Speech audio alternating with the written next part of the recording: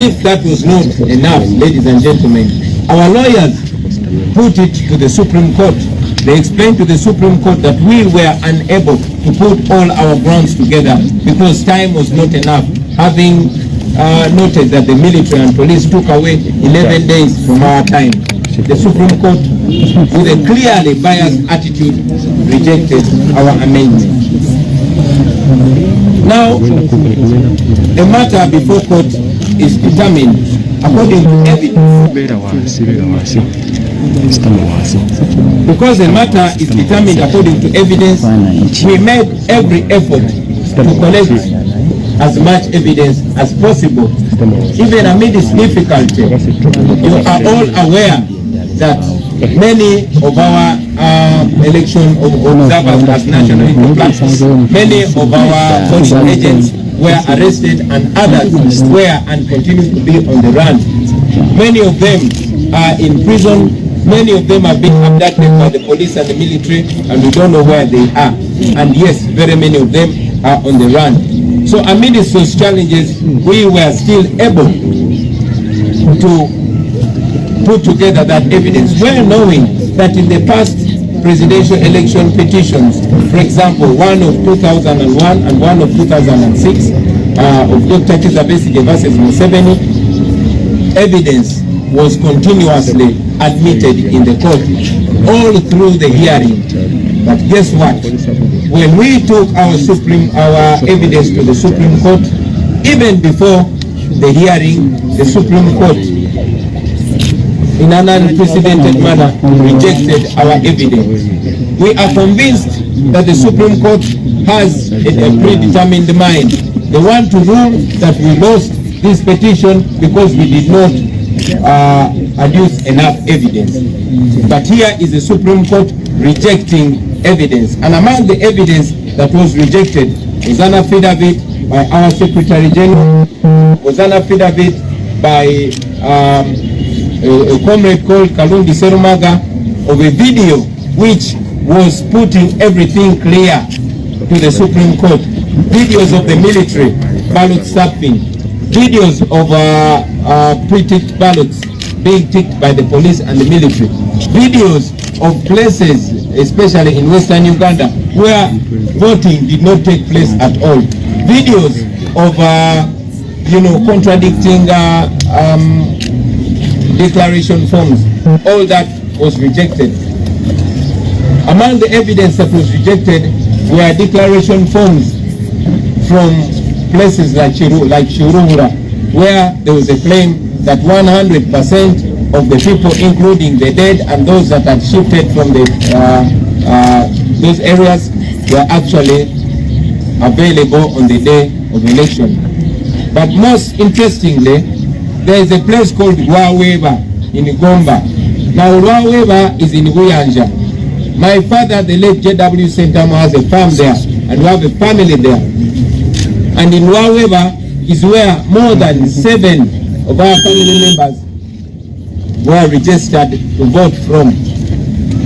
Now those 7 did not vote because some had been arrested, others had fled because they were wanted, and some were 2 women who were very, very pregnant and did not show up to the polling station. However, interestingly, at the Rwaweba polling station, the voter turnout was 100%. Now, because that evidence was too strong and it would make it impossible for the Supreme Court, for Chief Justice Owinidoro and these people to twist the case, they uncharacteristically rejected that evidence.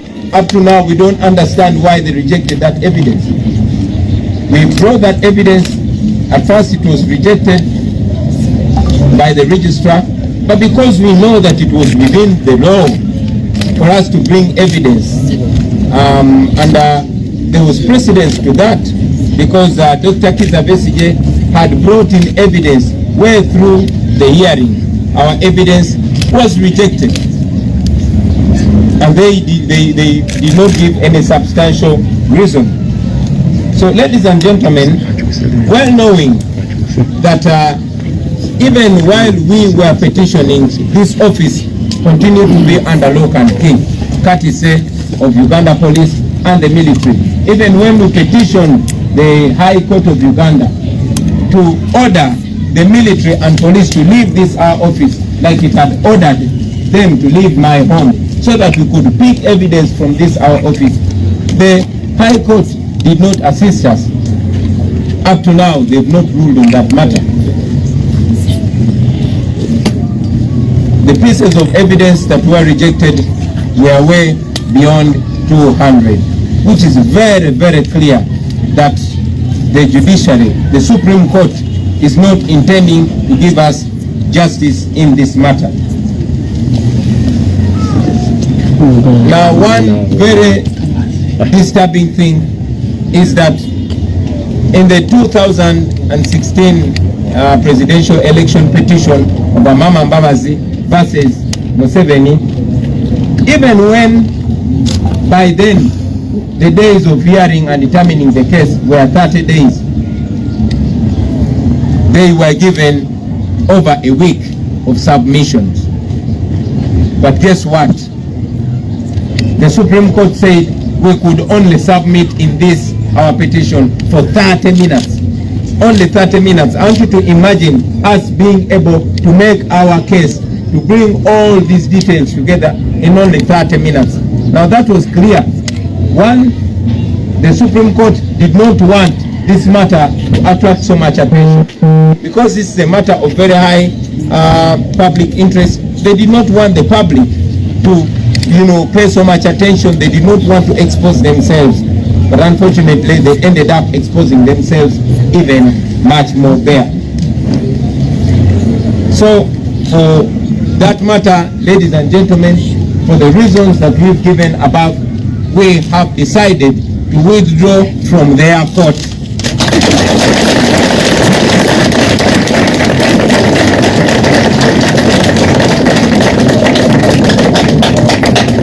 It is clear that Mr. Alfonso Owinyi-Dolo and the members of his court are not interested in giving Ugandans justice. No, they are not. I want to read you a small quote in a book written by Joel Museveni and his friend after the 1980 elections. Now this is Museveni writing. He said, in a fascist regime, the judiciary is only a manipulated tool for dictators to carry out their despotic will. The judicial service only serves the purpose of giving the fascist regime a technical semblance of legality in its operations. The weakest and most compromised men are appointed to key positions in the judicial service because of their willingness to bend the laws according to the desires of the dictatorial regime. Any man of integrity and professional standing, you can put in brackets Kanyahamba, found on the bench are harassed, humiliated, and summarily dismissed or demoted, and their amenities withdrawn to break their firmness and force them to submit to the dictates of the regime. Meanwhile, Obote continued packing the bench with his sycophants and relations.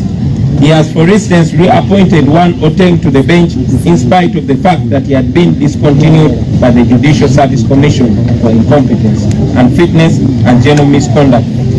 An attempt was made to kill Mr. Justice Frank Sekandi. Prominent members of the legal profession have been either killed, detained, or generally harassed. The Uganda Law Society has been completely silenced. These are writings from a book called Mission to Freedom, written between 1981 and 1985. Ladies and gentlemen, if I did not mention the year 1981 and 1985, you would think that book was written yesterday in this particular time. That is how much our judiciary has been reduced to a mockery. We are withdrawing from the Supreme Court because the courts have failed to show that they are independent The courts are not independent. It is clear that these people are working for Mr. Museveni, and we refuse to be part of that mockery to justice. We have told you before and we tell you again that we are going to take this matter to the court of the people.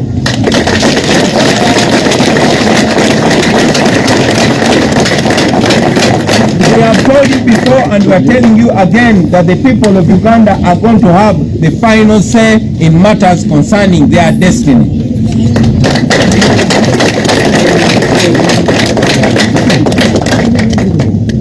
We want to tell you, ladies and gentlemen, that this is not the first time this is happening. After what Obote did with the 1980 election, Mr. Museveni went to the Supreme Court. But he went to the court, but he had to abandon that case because the judiciary was just as it is today. So Museveni seems to have been a very good student of Obote. Unfortunately, this is going to be to his detriment. To differ from Museveni, we are not violent people. We are withdrawing from the court, but we are not opting for violence. We are going to the court of public opinion, we are going to the court of the people of Uganda, and we shall be informing the people of Uganda our next steps.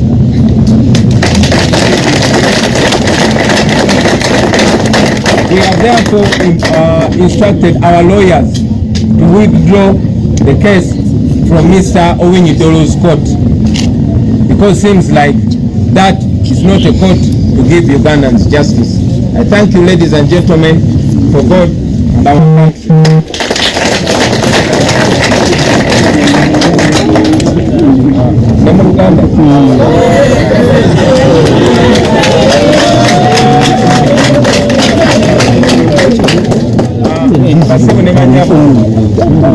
Njagala okubeebaza nate ensonga lwaki nebaza bannamawulire olw'okuddukiriranga omulango gwe tubanga tubakubidde mu kaseera akatono ne bajja tebabeera naffe. Ensonga nti olunaku lwa leero Uganda si ensi gy'osubiramu emirembe ne